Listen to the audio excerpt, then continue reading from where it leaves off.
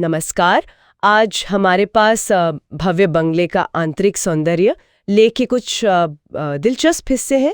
चलिए इनमें थोड़ा देखते हैं कि इस घर के डिज़ाइन में खूबसूरती, रोज़मर्रा के इस्तेमाल की आसानी और हाँ, मालिकों की पसंद को कैसे एक साथ पिरोया गया है।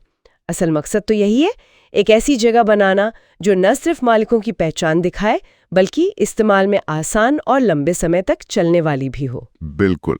और यहाँ दिलचस्प ये है कि कैसे गरम लकड़ी के रंगों और ठंडे स्लेटी यानी ग्रे टोन के बीच एक तालमेल, एक संतुलन बिठाया गया है। और कैसे जैसे इतालवी मार्बल जैसी चीजें हैं वो कैसे इसे आलीशान बनाती हैं और कैसे हर कोने को मतलब बहुत सोच समझकर प्लान किया गया है।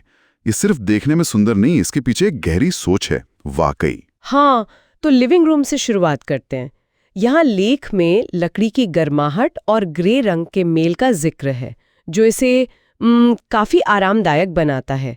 और बताया गया है कि बीच की मेज और वो जो चमड़े के सोफे हैं वो एक सिमेट्री मतलब एक समरूपता बनाते हैं। हाँ, और ये संतुलन सिर्फ क्या कहते हैं दिखने में अच्छा नहीं लगता, बल्कि एक तरह से मनोवैज्ञानिक रूप से भी एक सुकून भरा माहौल बनाता है। लकड़ी की गर्माहट वो अपनेपन का एहसास देती है, जबकि ग्रे रंग वो थोड़ी स्थिरता और आधुनिकता लाता है। और देखिए, टीवी को इटालियन मार्बल स्लैब पर लगाया है, जिसके नीचे एक स्लीक सी एकदम साफ सुथरी डिजाइन वाली कंसोल टेबल है। ये महंगी चीजों से ज्यादा एक स्टाइल स्टेटमेंट है ना? और रसोई की तरफ जाने वाला वो जो स्लाइडिंग दरवाजा है जिस पर बारीक ग्रिल का काम है, वो भी इसी भव्यता को मतलब आगे बढ़ाता है।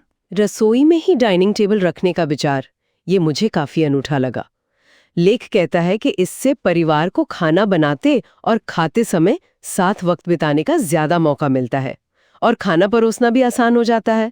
लेकिन क्या इससे कभी मेहमानों के आने पर थोड़ी जगह की कमी महसूस नहीं होती होगी? ये एक अच्छा सवाल है और ये डिजाइन के उस व्यवहारिक पहलू को दिखाता है। लेख के अनुसार यहाँ का जो खुला लेआउट है और बड़ा काउंटर टॉप, मॉड्यूलर स्टोरेज शायद इसी बात को ध्यान में रखकर बनाए गए हैं कि रोजमर्रा की जिंदगी आसान हो। ये खाना पकाने के शौकीनों के लिए तो मतलब वाकई एक सपना है। ये दिखाता है कि कैसे सुंदरता और रोजमर्रा की जरूरतें साथ साथ चल सकती हैं। हो सकता है कभी-कभी छोटे-मोटे समझौते करने पड़ते हों। अच्छा, अब आते हैं फैमिली सिटिंग एरिया पर। यहाँ एक टेक्सचर्ड पैनल वाली दीवार का जिक्र है जिस पर दो अलग-अलग साइज की मार्बल बेल्ट्स है। ये वाकई ध्यान खींचती है और वो बड़ा सेक्शनल सोफा और हरे रंग के ऑटोमन ये इसे आरामदायक बनाते लगते हैं। हाँ, वो जगह तो साफ तौर पर आराम और परिवार के साथ वक्त बिताने के लिए ही बनी लगती है।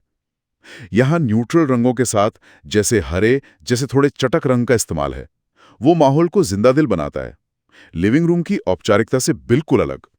और वो टेक्सचर्ड पैनल मतलब खुरदुरी सतह वाली दीवार, वो छूने में भी एक अलग एहसास देती होगी यकीनन। फिर मास्टर बेडरूम की बात करें तो वहाँ एक अलग से बैठने की जगह, एक लाउंज एरिया है। उसे दीवार पर पतले और चौड़े पैनलिंग के पैटर्न में बदलाव करके मतलब अलग दिखाया गया है।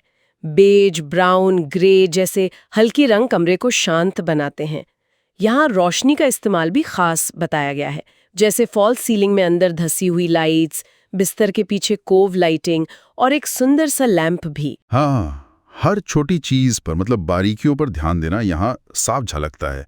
और यही बात बेटी के कमरे में दिखती है, जहाँ वो न्यूनतम परिष्कार यानी मिनिमल सोफिस्टिकेशन का कॉन्सेप्ट है। कहने का मतलब है डिजाइन सादा है, ज्यादा तामझाम नहीं, लेकिन हर चीज बहुत सोच समझ कर चुनी गई है, अच्छी क्वालिटी की है। जैसे उसका वो अनोखे डिजाइन वाला कोर की हेडबोर्ड, काम की बेड साइड टेबल और खिड़की के पास रखी रॉकिंग चेयर। और बेटे का कमरा नीले और ग्रे रंग के साथ ज्यादा हवादार लगता है और ऐसा बनाया गया है कि जरूरत पड़ने पर बाद में बदलाव किए जा सकें। यहाँ तक कि साइड टेबल के दराज का डिजाइन भी दीवार पैनलिंग से मेल खाता है। ये तो कमाल है। और गेस्ट रूम में वो टू टोन यानी दो रंगों का डिजाइन वो गहराई लाता है।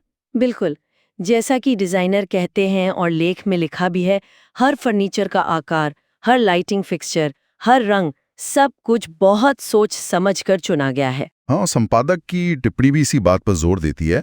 हल्के रंगों की पृष्ठभूमि पर चमकीले रंगों का इस्तेमाल, लकड़ी के पार्टीशन में वो शानदार कारीगरी, कमरों के बीच आने जाने की आसानी और अलग-अलग मटेरियल और टेक्सचर का क्या कहते हैं खूबसूरत मेल।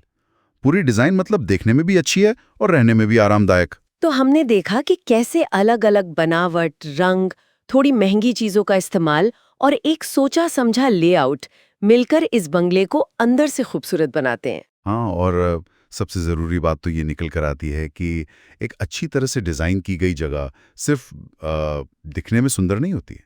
इसका असली काम है रहने वालों की ज़रूरतों को पूरा करना और उनकी पसंद और पहचान को सही मायने में दर्शाना। यहाँ एक सवाल मन में आता है, सोचने वाली बात है कि क्या किसी जगह में इस्तेमाल की गई सामग्री, जैसे मान लीजिए इटालियन मार्बल की जगह अगर कोई स्थानीय पत्थर इस्तेमाल होता या विदेशी चमड़े की जगह यही का बना कपड़ा यूज़ होता, तो क्या उस जगह से जुड़ी भावना या पहचान बदल सकती है? भले ही रंगों का चुनाव वैसा ही क्यों ना रखा जाए। ये सोचने वाली बात